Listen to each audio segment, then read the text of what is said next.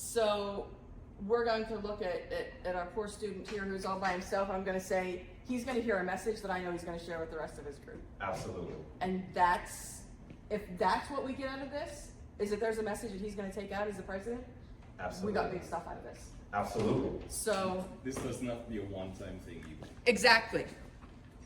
Absolutely. Right, because he hears this and says this great message and says you all missed out on this, and then they come to me and say let's do this again, and then we do this again. He's a 9-month-old now Rottweiler. He's 118 pounds. So those are just all of the things that kind of influence and inspire me.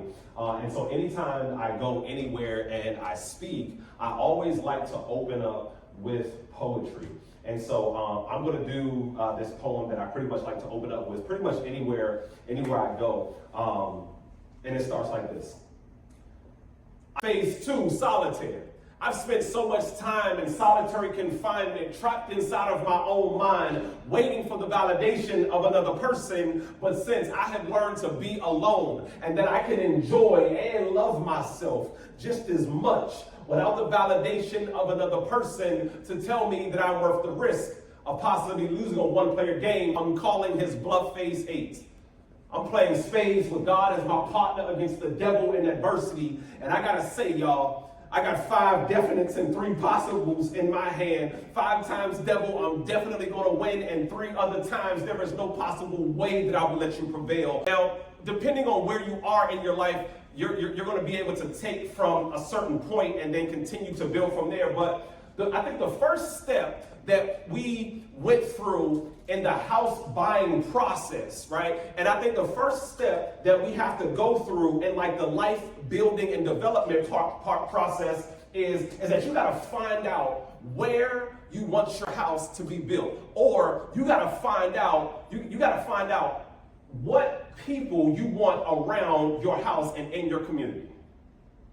Because when we first bought our house, have you ever been to a real nice neighborhood and you automatically knew you were going to see some beautiful houses just by the way you pulled up to the neighborhood? Like before you even see the houses, you already know there's going to be some beautiful houses here because like the grass looked like they used the lawnmower and the weed whacker. Right, like on the sidewalks, it starts looking like they did some pruning on the trees. So when you're 6'3", you don't have to walk on the sidewalk and do like this and stuff like that. Like, and the grass starts to look manicured and it starts to look beautiful.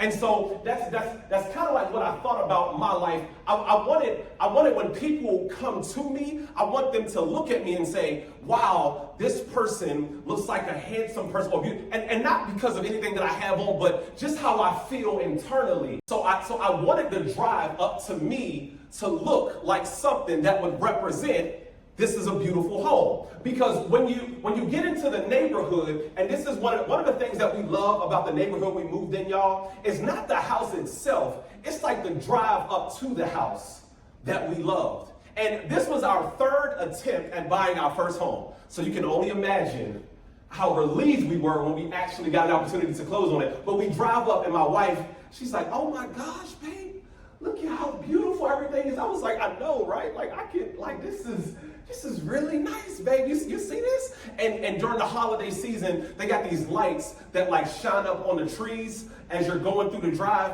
and they're like red and green. It's like, oh my gosh, it feels so festive and so holiday-ish. I don't know if that's a word, but I'm just going to claim it today. And so we ultimately got to the house.